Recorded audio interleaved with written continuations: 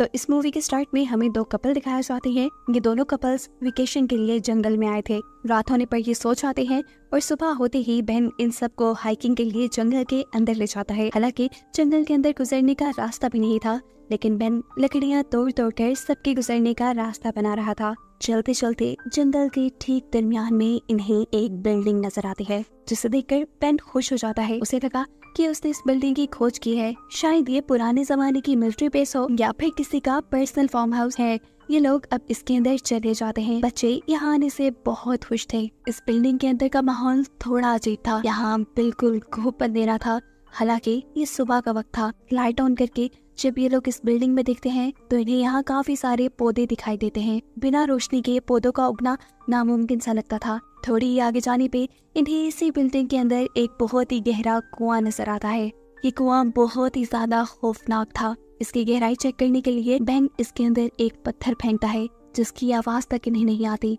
जितने भी लोग यहाँ खड़े हुए थे सबको अजीबोगरीब फीलिंग होने लगी थी। इसीलिए जल्द ही ये सब यहाँ से निकलने का फैसला करते हैं। लेकिन अब बच्चे यहाँ से जाना नहीं चाहते। वो दोनों बच्चे उंगली से उस गहरे कुएं की तरफ इशारा करते हुए कहते हैं, हमें वहाँ जाना है। वो देखो वहाँ कितनी रोशनी है, हमें वहाँ जाना है। उनकी अजीब बातें इन्हें भी डराने लगती हैं। इतने में ही छोटी बच्ची लूसी के नाक से भी खून आ जाता है कि सब परेशान होकर उसे देखने लग जाते हैं और हमें दिखाया जाता है कि पीछे से लूसी का भाई उसी कुएं के अंदर जंप करने वाला था। लेकिन ठीक वक्त पे उसकी मॉम यानी एली की नजर उस पर पड़ गई और उसने बच्चे के करीब खड़े हुए बेन को आवाज दी और बेन ने ठीक वक्त पर उसे पकड़कर बचा लिया। जब ये लोग इस बिल्डिंग से बाहर निकल रहे थे तो हम देखते हैं कि उस बच्चे के नाक से भी खून निकल रहा था। साफ मतलब था कि यहाँ की किसी बुरी एनर्जी का असर उनके ऊपर हो गया है। खैर घर आने पर ये लोग साथ मिलकर बैठ जाते हैं, जहाँ पर थॉमस बेन को टेबल के जरिए बॉटल खोलने के तरीके सिखा रहा था। और यहाँ उसकी वाइफ एली उसे कहती है, पागल तो नहीं हो गए, किसी का टेबल क्यों खराब कर रही हो। ऐसे उनके दरमियान में बहस शुरू हो जाती है, जिससे बेन और मार्गरेट को ये पता चल जाता है कि इन दोनों के दरमियान में कुछ सही नहीं है। मैं थॉमस को लेकर यहाँ से चलना चाहता है। जिसके बाद मार्गरेट एली से उसके रिलेशन के बारे में पूछती है। एली भी कुछ छुपाती नहीं, साफ साफ मार्गरेट को बता देती है कि पास्ट में होने वाली एक गलती की वजह से थॉमस उससे आज तक नाराज है। हालांकि एली ने उस चीज के लिए कई बार उससे माफी भी मांग ली थी, लेकिन अब थॉमस उससे दूर दूर रहने लगा था। ऐसा लग रहा था कि शायद जल्द ही वो उसे छोड़ जाए। जिसके जवाब में मार्गरेट कहती है, एली कुछ नहीं होगा, तुम उससे समझाओ, एक और मर्तबा उससे माफी मांगो। अगर तुम चाहती हो तो रात को तुम्हारे बच्चों को हम अपने पास रख लेंगे। तुम्हें थॉमस के साथ अच्छा टाइम गुजारने का मौका मिल जाएगा और मुझे यकीन है कि तुम दोनों के दरमियान में सब ठीक भी हो जाएगा। एली मान जाती है और इन दोनों के यहाँ से जाने के बाद हम देखते हैं कि बेन और मार्गरेट के पास एली के दोनों बच्चे थे। बेन और मार्गरेट इन दोनों बच्चों के साथ खेलने लग जाते हैं और खेलते हुए ये बच्चे बेन से कहते हैं, हमें वहीं वापस जाना है। बेन पूछता है, कहाँ? तब लूसी जवाब देती है, वहीं उसी कुएं में। इनकी बातें सच में बहुत अजीब थी। इसीलिए बेन मार्गरेट से कहता है, मुझे लगता है बच्चे थक गए हैं, तुम जाकर इन्हें सुला दो। बच्चों के सो जाने के बाद ये दोनों एक साथ वक्त गुजारने के लिए बाहर आ जाते हैं। इन दोनों के पास अभी तक बच्चे नहीं थे, लेकिन आज इन बच्चों के साथ वक्त गुजार कर मार्गरेट को लगने लगा था कि अब उनके पास भी बच्चे होने चाहिए। वो इस बारे में जब बेन से बात करती है तो बेन की हालत खराब हो जाती है। उसे गुस्सा आ गया था, लेकिन उसने बात आगे नहीं बढ़ाई क्योंकि उसे लग रहा था कि मार्गरेट इस टाइम नशे में है। ये दोनों सोने के लिए चले जाते हैं और सुबह में हमें दिखाया जाता है कि उनके घर पर अब वो दोनों बच्चे नहीं थे। वो बच्चे अपने बिस्तर पे नहीं थे। मार्गरेट बच्चों को अपने पूरे घर पे ढूंढती है, लेकिन बच्चे कहीं नहीं मिल रहे थे। वो ये बात जाकर जब बेन को बताती है तो बेन के दिमाग में वो रात वाली बात आती है कि बच्चे उस कुएं के पास जाना चाह रहे थे। इसलिए वो मार्गरेट से कहता है, तुम रुको यहाँ पर, मैं बच्चों को चेक करके आता हूँ। भागते हुए वो जंगल के दरमियान उस कुएं तक पहुँचता है, जहाँ फाइनली उसे बच्चे मिल जाते हैं। इससे पहले कि वो बच्चों को बुलाता या पकड़ता, बच्चे उसे देखते ही उस कुएं में जंप कर चुके थे। बेन, जिसकी आंखों के सामने इतना बड़ा हादसा हुआ, उसे समझ ही नहीं आई कि वो क्या करे। सदमे में वो यही बैठ जाता है। काफी देर तक उसमें हिलने तक की हिम्मत नहीं रही थी, लेकिन अब उसे ये बात किसी तरह जाकर इन बच्चों के पेरेंट्स को बतानी थी। वो हिम्मत करता है और वापस जब आता है तो मार्गरेट यानी उसकी वाइफ उसे बताती है कि बच्चों को ना ढूंढो, बच्चे पहले ही अपने पेरेंट्स के घर जा चुके हैं। ये खबर अजीब थी। उसने तो खुद बच्चों को मरते हुए देखा था। बच्चों ने खुद उसके सामने कुएं में छलांग लगाई थी। उसने बच्चों की लाशें भी कुएं में देखी थी। फिर ऐसा कैसे हो सकता था कि वो बच्चे अपने पेरेंट्स के पास हों। अपनी वाइफ की बात पे यकीन ना करते हुए वो एली और थॉमस के घर जाता है, जहाँ पे सच में वो बच्चे खेल रहे थे। ये चीज उसे और भी ज्यादा परेशान कर रही थी। उसे अच्छी तरह याद था कि बच्चे वहाँ गिर रहे थे। वो ना उसका इल्यूजन था ना ख्वाब था, वो हकीकत थी। फिर ये बच्चे यहाँ कैसे? बेन लगातार उन बच्चों को घूर रहा था और यहाँ वो लड़का अपने डैड से कहता है, डैड अंकल बेन हमें इतनी देर से घूर क्यों रहे हैं? बच्चों की ये बात सुनकर बेचारा बेन शर्मिंदा हो जाता है। खैर अब वो फैसला करता है कि वो इन बच्चों से बात करेगा। वो इन बच्चों से बात करने के लिए इनके पास जाता है और उनसे पूछता है कि आज सुबह में क्या हुआ था। ये बच्चे इधर उधर की बातें करने लगते हैं, उसे सीधा कोई जवाब नहीं देते। वो नोट करता है कि बच्चे आपस में किसी अजीब से लैंग्वेज में बात कर रहे हैं। साथ ही साथ वो बच्चा छोटा सा एक बहुत बड़े से पत्थर से यहाँ कीड़ों को मार रहा है। साथ ही उसके अंदर बहुत ही ज्यादा ताकत आ गई है, क्योंकि उसने एक बहुत बड़ा सा पत्थर अपने हाथ में उठाकर वहाँ से दूर फेंक दिया था। इन सभी चीजों को नोटिस करते हुए वो आखिर में देखता है कि उन दोनों बच्चों के नाक से खून भी आ रहा है और वो दोनों बच्चे मुस्कुरा रहे हैं। डरकर बेन वहाँ से दूर हो जाता है। उसे डरकर भागते हुए देखकर मार्गरेट समझ आती है कि बेन को कुछ तो हुआ। वो उसे खड़ा कर पूछती है, तुम्हें क्या हुआ है? जवाब में वो उसे सारी बच्चों वाली कहानी सुना देता है कि कैसे जब वो उस कुएं के पास गया तो बच्चों ने कुएं में जंप कर दी। उसने बच्चों की कुएं के अंदर लाशें भी देखी, लेकिन फिर यहाँ आने पर बच्चे यहाँ उसे खेलते हुए नजर आए। बच्चों की हालत भी काफी अजीब है, उनके नाक से खून आ रहा है। वो मार्गरेट को सारी सिचुएशन समझाना चाहता था कि बच्चे ठीक नहीं है, मुझे लगता है कि किसी एंटिटी ने या किसी पावर ने उन्हें प्रोसेस कर लिया है।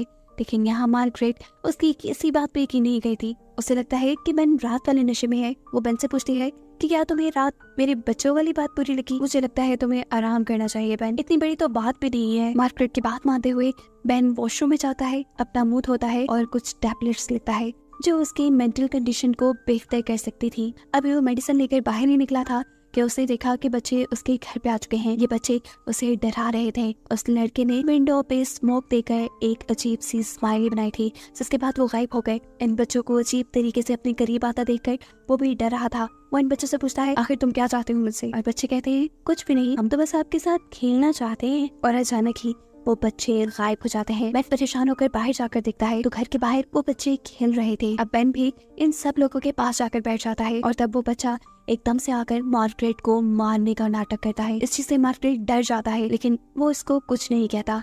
थोड़ी देर बाद उसकी बहन लूसी मार्गरेट के पास चिप्स का एक पैक लेके आती है। वो उससे ये चिप्स शेयर करना चाहती थी, लेकिन जैसे ही मार्गरेट ने उसके अंदर हाथ डाला तो उसमें बहुत से कीड़े थे। इस चीज से मार्गरेट को गुस्सा आ गया।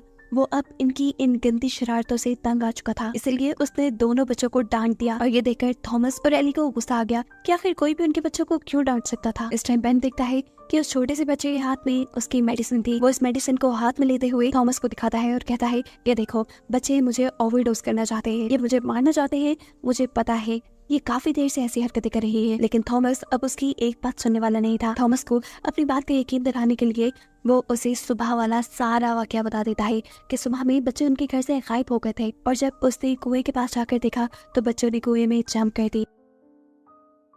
ये बात सुनकर तो थॉमस और एली दोनों ही कंट्रोल से बाहर हो जाते हैं। उनको समझ ही नहीं आ रही थी कि वो रिएक्ट कैसे करे। वो बेन से कहते हैं कि तुम दोनों इतने रेयर समझदार कैसे हो सकते हो? माना कि तुम्हारे बच्चे नहीं, लेकिन तुम लोग खुद तो बच्चे नहीं हो। किसी का ख्याल रखना इतना भी मुश्किल नहीं होता। मार्गरेट उन्हें समझाने की कोशिश भी करती है, लेकिन बात बिगड़ जाती है।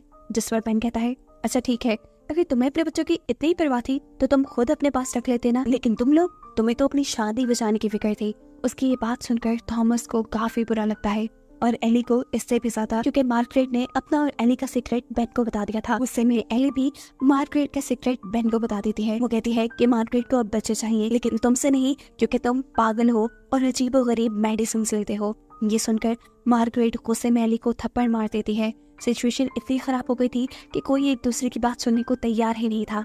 बेन यहाँ से उठकर चलना चाहता है। वो अपने घर आ चुका था। काफी देर गुजरने के बाद मामला भी ठंडा हो गया था। उसके सामने अभी उसकी मेडिसिन रखी हुई थी। तभी दोबारा वो दोनों बच्चे उसके सामने आ जाते हैं। बेन पूछता है, मसला क्या है तुम्हारा? चाहते क्या हो तुम मुझसे? तब बच्चे कहते हैं, कुछ भी नहीं, बस खेलना चाहते हैं। वो लेकर एक स्टिक उठाकर बेन को छेड़ने लग जाता है। गुस्से में बेन उसके हाथ से वही स्टिक छीनकर जब उसे अपने से दूर करने की कोशिश करता है तो वो स्टिक अब उसे पेट में लग चुकी थी। इस स्टिक के लगने की वजह से वो मर भी चुका था। ये सब इतना सडन हुआ कि इन्हें कुछ समझ नहीं आई। इन्हें हॉस्पिटल ले जाने का भी टाइम नहीं मिला। अपने बच्चे की मौत से एली अब सदमे में आ चुकी थी। मार्गरेट को लगता है कि बेन अब सच में पागल हो गया है। उसने एक बच्चे का मर्डर जो कर दिया वो गुस्से में बेन को घर से बाहर निकाल देती है और थॉमस पुलिस को कॉल कर देता है अपने बेटे के मर्डर के लिए। मार्गरेट जैसे ही घर से बाहर आती है वो मार्गरेट को समझाने की कोशिश करता है, देखो मार्गरेट, मैं पागल नहीं हुआ, तो मेरा यकीन मानो, ये बच्चे नहीं हैं, ये कोई एंटिटीज हैं। देखो मैंने खुद बच्चों की लाशों को उस घड़े में देखा था, तुम चाहती हो तुम भी मेरे साथ आओ। वो उसे जबरदस्ती वहाँ गड्ढे तक ले जाता है, लेकिन यहाँ आने पर मार्गरेट को तो उस कुएं में, उस गड्ढे में कुछ नजर नहीं आया और ऐसे उसे ये यकीन हो गया कि बेन पागल हो चुका है। वो बेन को वहीं छोड़कर खुद वापस घर आ जाती है। वो जब घर पहुंची तो सबसे पहले उससे मिली लूसी, जो उससे कुछ बात करना चाह रही थी, लेकिन फौरन दूर से थॉमस ने उन्हें देखकर कहा, मार्गरेट लूसी से दूर रहो। उस थॉमस की बात समझ नहीं आती, लेकिन खैर वो थॉमस की बात मानते हुए घर के अंदर चली जाती है, जहां अभी भी एली सदमे में थी। देखने को मिलता है कि एली के पास लेटा हुआ उसका मरा हुआ बेटा एकदम से अपनी आंखें खोल लेता है और मालूम होता है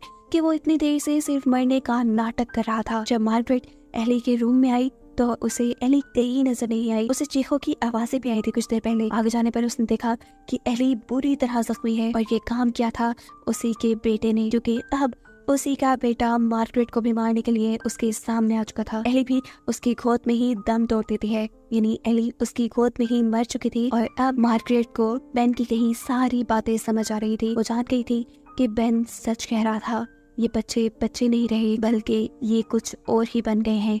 इस बच्चे की भी अब आंखें चमक रही थी और वो कीड़ों जैसी आवाजें निकाल रहा था। इससे पहले कि ये बच्चा मार्गरेट के पास आकर उसे मार देता, मार्गरेट दरवाजा बंद कर देती है। अब तो लूसी भी इस घर के अंदर आ चुकी थी। मार्गरेट चुपके से लूसी का साया देखती है जो एक बहुत बड़े से बग की तरह दिख रहा था।